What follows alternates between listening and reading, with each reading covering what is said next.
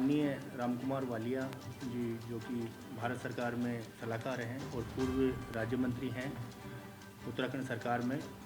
उनका आज NGO association, कर्मचारी संगठनों एवं अन्य स्वयंसेवी संस्थाओं की तरफ से एक स्वागत सम्मान कार्यक्रम रखा गया था। इस कार्यक्रम के दौरान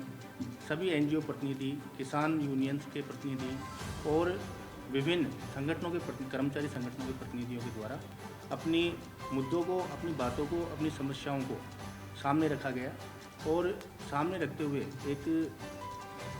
मंत्री जी से एक रिक्वेस्ट की गई कि ये जितनी भी समस्याएं हैं उनका विगत कई सालों से समाधान नहीं हो पाया है, वो पैराइटी के ऊपर इन समस्याओं को जो राज्य स्तर पे हैं उनको राज्य स्तर से समाधान कराएं और जो भारत स्तर के ऊपर इन समस्याओं का समाधान होना है उनको भारत सरकार के स्तर पर माननीय प्रधानमंत्री नरेंद्र मोदी जी, अपने गृह मंत्री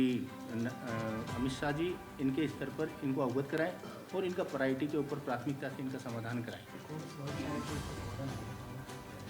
ऐसी समस्याएं ये थी कि हमारे किसान यूनियंस की ऐसी समस्याएं हमारे सामने आई थी कि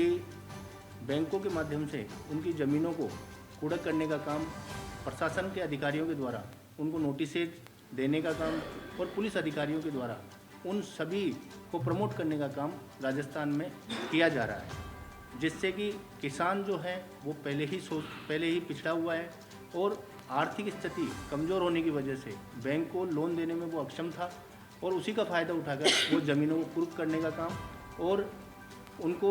अनावश्यक रूप से परेशान करने का काम किया जा रहा था, जिसके लिए हमने रामकुमार वालिया जी से, माननीय मंत्री महोदय से ये निवेदन किया है कि आप इस प्रकार की जो समस्याएं हैं उनके लिए ब्लॉक स्तर पर कमेटी बनाएं, जिसके अंदर किसान जो यूनियन है उसके प्रतिनिधि को शामिल करते हुए इस प्रकार की समस्याओं का समाधान किया जाए। देखिए, एक तो मैं भारत की सबसे बड़ी सामाजिक महासंस्था भारतीय सर्व समाज महासंघ, उसका राष्ट्रीय अध्यक्ष हूँ। इसी के साथ जो किसानों की एक बहुत बड़ी यूनियन है, इंडियन किसान यूनियन, उसका भी राष्ट्रीय अध्यक्ष हूँ। उसके नाते भी मेरा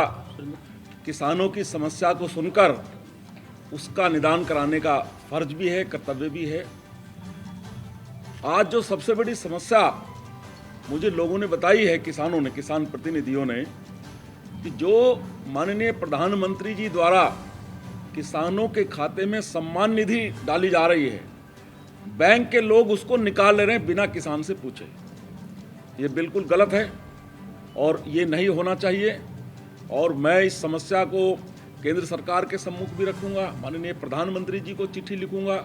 अभी हम माननीय मुख्यमंत्री जी से भी मिलेंगे, मुख्यमंत्री जी से भी इस समस्या का निदान कराने का काम करेंगे। और मैं आपके माध्यम से भी बैंक के अधिकारियों को चेतावनी देना चाहता हूँ, यदि आप इस तरह का कृत्य कर रहे हैं इसको तत्काल बंद कर दीजिए। आपने जो बैंकों को लोन किसानों को दिया है वो एक अलग चीज़ है, और जो किसान सम्मान निधि माननीय प्रधानमंत्री जी ने उनको दी है वो एक अलग चीज़ है। आपको बिना किसान को विश्वास में लिए उसको निकालने का कोई अधिकार नहीं है।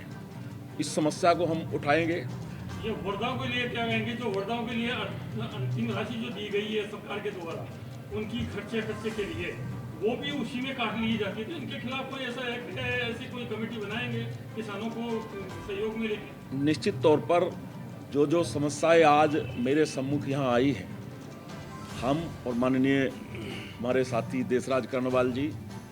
निश्चित तौर पर हम सरकार के भी प्रतिनिधि हैं, संगठन के भी प्रतिनिधि हैं, हम इसको उठाने का काम करेंगे। और मैं आपके माध्यम से भरोसा दिलाना चाहता हूं कि जो समस्याएं हमें आज बताई गई है, दी गई है, उसका निदान कराने का हम एक एक समस्या को लेकर प्रयास करेंगे और जो निदान होगा वो आपको दिखाई भी देगा। पानी के लिए जो पानी का जो संकट है राजस्थान में, और जो 4 महीने और होल जाके वहाँ लोगों को नुकसान करते हैं, किया जाता है पानी, वो पानी राजस्थान की तरफ आ जाए तो राजस्थान में ये जो समस्या है, तो इसके लिए आप किसानों के लिए क्या प्रयास करेंगे और क्या बात रखेंगे माननीय प्रधानमंत्री? निश्चित तौर पर अभी हमारी यहाँ सरकार बनी है भाजपा की, और जैसा कि आप देख रहे हैं कि डबल इंजन की सरकार अब हो गई है, क्योंकि केंद्र में भी वही सरकार है, यहाँ भी वही सरकार है। तो दोनों सरकारें मिलकर इस समस्या का भी निदान करेंगी और जो और भी समस्याएं हैं प्रदेशवासियों की, किसानों की और सर्व समाज की, उन सभी समस्याओं का निदान प्राथमिकता के आधार पर कराया जाएगा। और हम लोग किसी के भी खिलाफ जो है द्वेष की भावना से काम नहीं करेंगे, बल्कि ईमानदारी से जिसको जो हक उसका मिलना चाहिए उसको तत्काल प्रभाव से हम उसको करेंगे। और जो भी दोषी है, कितना ही बड़ा अधिकारी हो, चाहे बैंक के लोग हो चाहे कोई भी हो, उनके खिलाफ निश्चित तौर पर कार्रवाई भी सुनिश्चित की जाएगी। जो एनजीओ को लेकर इन्होंने जो बताई समस्याएं, जो रजिस्ट्रेशन की है और एक ही रास्ता से बनने के बाद में अलग अलग स्टेटों में अलग अलग जगह और अलग अलग जगह की एनओसी लेनी पड़ती है, तो इसके लिए आप क्या कहेंगे? देखिए, इसके लिए समझ लीजिए, मैं एनजीओ एसोसिएशन ऑफ इंडिया का अध्यक्ष भी हूँ, उसके नाते मुझे मालूम है जो राष्ट्रीय स्तर का रजिस्ट्रेशन होता है वो प्रदेश सरकार के अधिकार में है ही नहीं, वो केंद्र सरकार के अधिकार में है। उसकी फाइल बनकर भारत सरकार के मंत्रालय में जाती है, संबंधित मंत्रालय में, और वहाँ से जब उसकी अनुमति मिल जाती है तब राष्ट्रीय स्तर का रजिस्ट्रेशन होता है। कोई भी जो भी यहाँ की अथॉरिटी है वो राष्ट्रीय स्तर का रजिस्ट्रेशन करने से मना नहीं कर सकती है। वो केवल उस फाइल को केंद्र में भेजेगी और वहाँ से जब अनुमति आ जाएगी तो उनका राष्ट्रीय स्तर का रजिस्ट्रेशन हो जाएगा। एक बात। दूसरी बात, जो CSR की बात अभी एक हमारी बहन ने कही है, इसके बारे में आपको बता दूं, CSR का नियम ये है कि जो कंपनी जहां काम कर रही है उसको उसी क्षेत्र में CSR के काम करने हैं, और यदि वो नहीं कर रहे हैं कंपनी के लोग तो गलत कर रहे हैं। इस मुद्दे को उठाया जाएगा, उनसे बात की जाएगी, और नहीं मानेंगे तो फिर सीधा कार्रवाई उनके खिलाफ भी की जाएगी। एक निवेदन है कि जो आप एनजीओ को भी देख रहे हैं, एनजीओ को भी हैंड ओवर कर रहे हैं, तो जनता की जो भावना है ग्रामीण एरिया की है, सिटी की है, तो एनजीओ को एक आदेश भी आपकी तरफ से फरमाया जाए जिससे पैरा उड़ान को लेके, और आज बिल्कुल गलत तरीका चल रहा है और गलत तरीके से घरों में बाहर ये नजरिया देखने को मिल रहा है, तो संस्कृति को कैसे बचाया जा सके, संस्कृति को बचाने का एक ऐसा मुद्दा दिया जाए जिससे पैरा उड़ान में भी थोड़ा सा सही लगे और लोगों को मैसेज भी सही मिले। देखिए, संस्कृति अलग चीज़ है, सम्मान अलग चीज़ है, और जहाँ तक संस्कृति की आपने बात की है, राजस्थान पूरे देश के अंदर संस्कृति के लिए एक अलग पहचान अपनी रखता है। हमें उस जो धरोहर हमारी राजस्थान की है उसको भी बचाना है, और उसको बचाते हुए जो सांस्कृतिक रूप से काम कर रहे हैं, चूँकि मैं उत्तराखंड का संस्कृति राज्य मंत्री भी रहा हूँ, मुझे मालूम है संस्कृति विभाग से उनको प्रोत्साहन दिए जाने का भी प्रावधान है। हमारा प्रयास होगा कि जो राजस्थान में चाहे वो कठपुतली का खेल करने का काम हो, चाहे वो अन्य कोई कला हो, उसको प्रोत्साहन दिया जाएगा, संस्कृति विभाग द्वारा उसको बढ़ावा दिया जाएगा, और जो छोटे कलाकार हैं उनको आगे बढ़ाने के लिए सरकार अपनी ओर से पूरा प्रयास करेगी। मैं मनीषा सिंह, एक सामाजिक संगठन कार्यकर्ता और एनजीओ के माध्यम से यहाँ पे संवाद से जुड़ी। एनजीओ को लेके आपने 2-3 मुद्दे उठाए, वो क्या क्या मुद्दे? देखिए, एनजीओ के जो मुद्दे हैं वो मैंने माननीय राम कुमार वालिया जी के सामने रखे हैं, जो कि है एक तो जो एनजीओ है उसके रजिस्ट्रेशन में बहुत सारी परेशानियों का सामना करना पड़ता है। साथ साथ जो CSR फंडिंग होती है, जो कंपनीज़ होती है, वो CSR फंडिंग एनजीओ तक नहीं पहुंच पाती है। कंपनी खुद ही पैन इंडिया या फिर किसी तरह से उसको दर्शा देती है, पर वो एनजीओ या सामाजिक संगठनों तक नहीं पहुंच पाती है। और जो तीसरी है कि जो वॉलंटरी सेक्टर डेवलपमेंट एक डिपार्टमेंट बनाया गया था पिछली सरकार में, उसमें जो रजिस्ट्रेशन का कार्यक्रम था और जो बहुत लंबवत हो गया और ना अभी तक वो पूरा नहीं हो पाया, जहाँ पे कहा गया था कि सारे एनजीओ को वहाँ पे रजिस्टर्ड करवाना है, और वो कार्य अभी तक अटका हुआ है जो कि पूरा नहीं हुआ है। और साथ साथ मैंने अपनी बात रखी कि जहाँ पे जो सरकारी सहायता होती है अलग अलग डिपार्टमेंट्स में, तो वो सही एनजीओ को मिले। वो कहीं ना कहीं आंतरिक हो जाती है या कहीं ना कहीं मिल नहीं पाती है। जो सही एनजीओ जो अपने अपने क्षेत्रों में काम कर रहे हैं, बहुत ही फील्ड वर्क पे काम कर रहे हैं, तो उन एनजीओ तक वो सहायता पहुंचनी चाहिए, ताकि जो सहायता राशि है, जो सही में सहायता उन लोगों तक पहुंच पाए। सामाजिक कल्याण में लग पाए और उन लोगों तक जा पाए जो सच में जिन्हें आवश्यकता है। आज का जो कार्यक्रम हुआ है उसमें राजस्थान के सभी NGOs पधारे हैं, जितने भी प्रतिनिधि हैं उन्होंने सबने भाग लिया है और राजकुमार बालिया साहब हैं वो पधारे हैं और उनके नेतृत्व में जितने भी NGO हैं उनकी जो भी समस्याएं हैं, जो भी वो जनता के बीच में जाते हैं या पब्लिकली सेवा करने के लिए जाते हैं, तो उनको जो जो समस्याएं लगती है, जो जो समस्याओं के लिए वो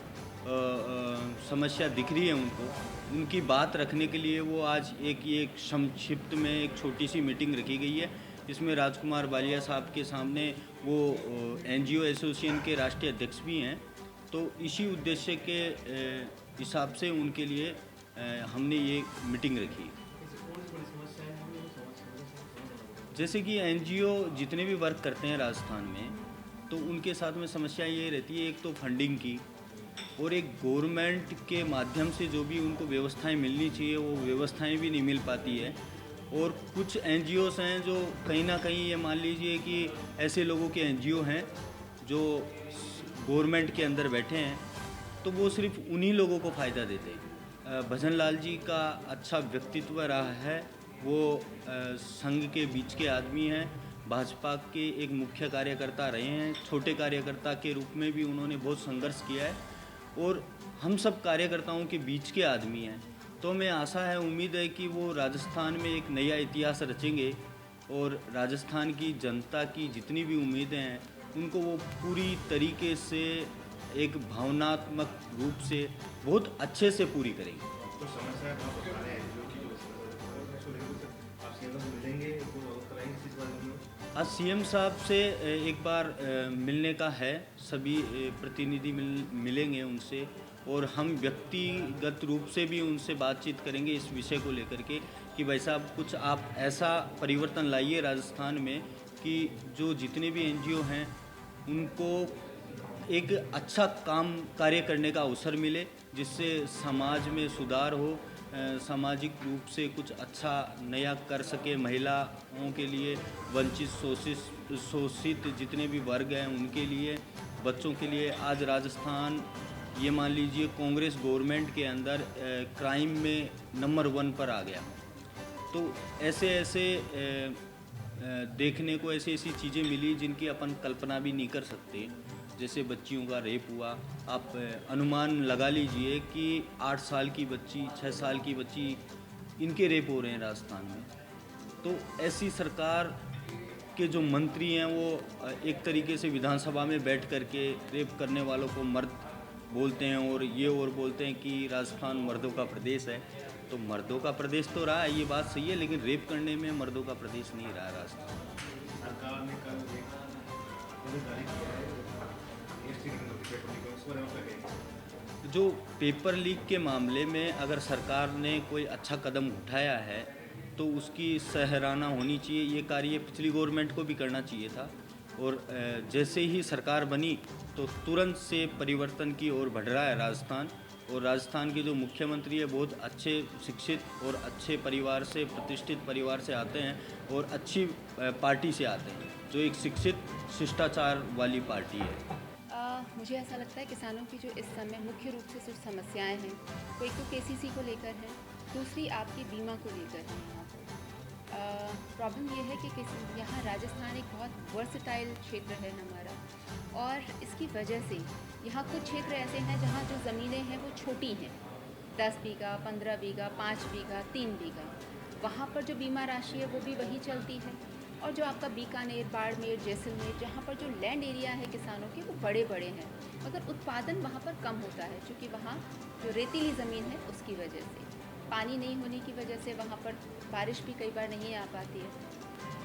तो किसान का जो बीमा राशि है वो पूरे राजस्थान में कहेंगे सब जगह सेम ही है। तो मुझे लगता है कि एरिया के हिसाब से उनको डिवाइड करना चाहिए, और उसकी वजह से क्या होता है, जैसे राजस्थान का जो पश्चिमी राजस्थान है वहाँ पर किसान, क्योंकि उसका पैसा ज़्यादा लगता है बीमा राशि का, तो वो पूरी तरह से उसका बीमा नहीं करा पाता। वो वहाँ पर 25 बीघा है तो 4 बीघा, मतलब 1 हेक्टेयर या 1 एकड़ का वो वहाँ पर बीमा करा लेता है कि ठीक है, फॉर्मेलिटी पूरी करने के लिए, चूँकि KCC उसके ब्याह पर उसे मिलता है। तो उसकी उसकी राशि को वहाँ पर कम करना चाहिए, और जहाँ पर आपकी ज़मीनें कम हैं, जहाँ उत्पादन आपको ज़्यादा मिलता है, वहाँ सरकार उसका थोड़ा रेट बढ़ा सकती है। मतलब मैं ये कहूँगी कि उसको अंतर करना चाहिए ताकि सभी किसानों को आपकी बीमा का जो है वो प्रॉपर बेनिफिट मिल पाए। This is my first thing. इस पर सरकार कैसे इस पर काम कर सकती है, ये एक बड़ी चीज़ है। दूसरा, जैसे अभी एक बड़ा मुद्दा था किसानों के लिए, वो ये था कि जब आप काम करते हैं, ख़ास तौर पर जब मैं चूँकि पूरे राजस्थान में एज अ किसान मोर्चा के उसके साथ और प्रदेश की मैं संयोजक भी हूँ, उसकी वजह से तो पता चलता है कि किसान को वो प्रॉपर अपनी जो लागत आती है उसका वो मिल नहीं पाता, आउटपुट नहीं मिल पाता है, और उसका मेन कारण है पानी। और लास्ट टाइम तो जो 5 साल बीते हैं इसमें बिजली की बहुत बड़ी समस्या रही, तो उसे पानी ना तो अंडरग्राउंड वाटर मिल पाया और ऊपर से प्रकृति की मार झेलनी पड़ी। प्लस किसान का केसीसी का जो लोन था वो बढ़ता चला गया, और पिछली सरकार ने इनको बहुत लुभावने सपने दिखा रखे थे कि आपका किसान का जो ऋण है वो माफ़ कर दिया जाएगा, और किसान कहीं ना कहीं इस लालच में बैठा रहा कि उसका बिल माफ़ कर दिया जाएगा। और आज की डेट में उसके पास जो बड़े बड़े बिल आ रखे हैं, उसकी लोन की राशि बढ़ चुकी है, उसको लेकर कहीं ना कहीं हमारा सरकार से अनुरोध है कि उसमें थोड़े संशोधन किए जाएं, और कुछ नहीं तो कम से कम उसकी जो ब्याज राशि है उस पर कुछ कटौती की जाए, तो ये बहुत अच्छा सहयोग होगा किसान के लिए। देखिए, हमें तो अभी चूँकि हम राज्य स्तर की बात कर रहे हैं और अब तो हमारे डबल इंजन की सरकार है, तो डबल इंजन की सरकार होने से दोनों ही तरीके से बेनिफिट मिलता है। जो केंद्र की योजनाएं हैं उनको भी आप सही तरीके से लागू कर पाते हैं, और साथ ही आपकी जो स्टेट गवर्नमेंट की जो योजनाएं हैं उनका भी लाभ पूरी तरह से मिल पाता है। तो इसका बहुत बेनिफिट मिलेगा डबल इंजन की सरकार होने की वजह से।